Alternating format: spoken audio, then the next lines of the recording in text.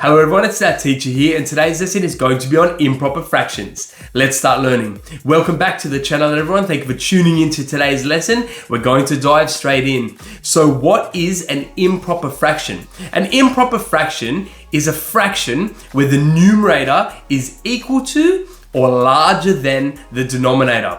So this means that the fraction represents a quantity that is equal to or more larger than one whole.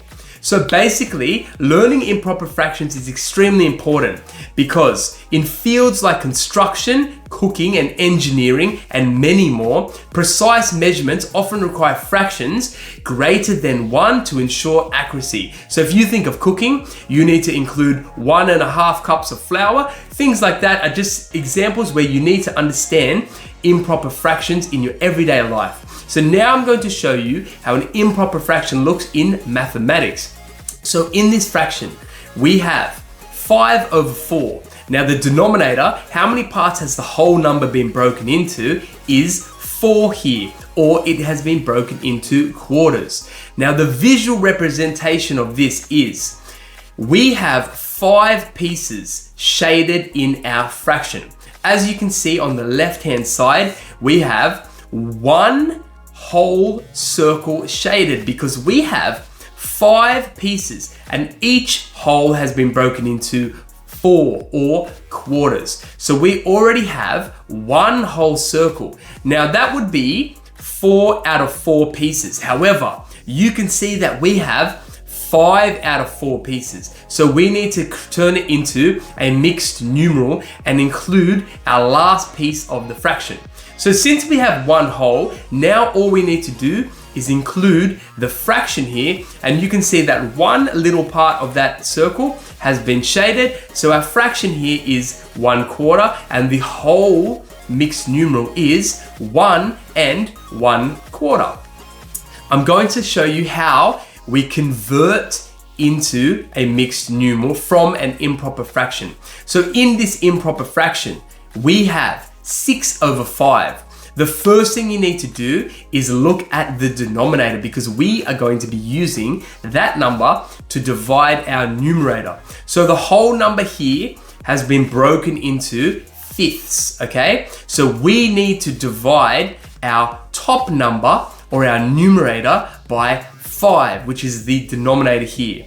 So what this will do is give us our whole number and it will help us convert into a mixed numeral.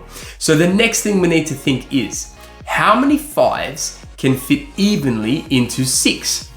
That is going to be 1, because if you go through your 5 times tables, 5, 10, 15, etc., you can see that we can fit one 5 into 6 evenly, but we can't fit the second one because that would be 10, and we don't have 10 parts of the fraction here. So we need to go back to 5.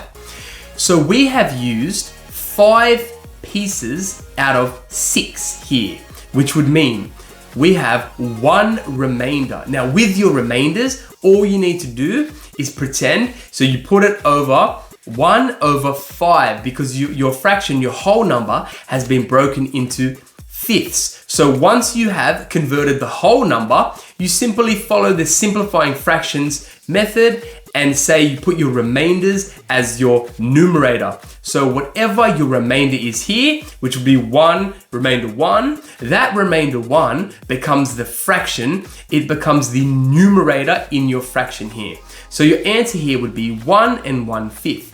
I'm going to show you another time, but this with a slightly larger number. We need to do exactly the same method here. How many 5s can fit evenly into 12? Remember, we divide our numerator by our denominator here.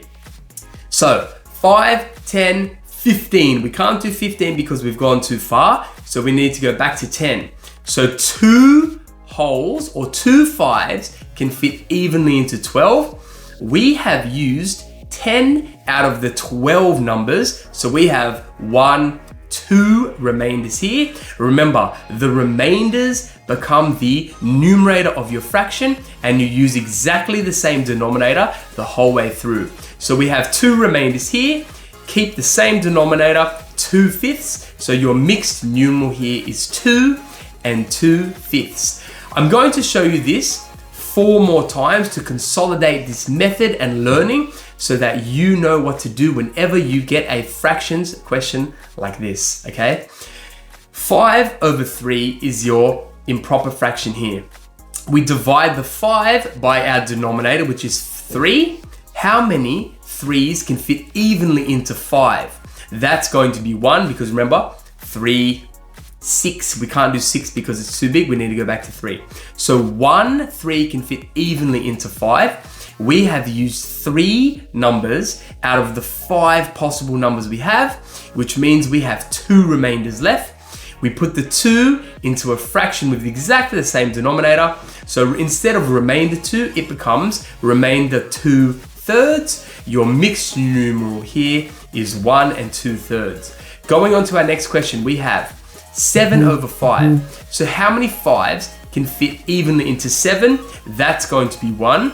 We have used 5 out of the 7 parts that we have, meaning there is a 6th and a 7th part. So there is 2 remainders, and you keep the same denominator because we always work with the same denominator here. Your mixed numeral is 1 2/5.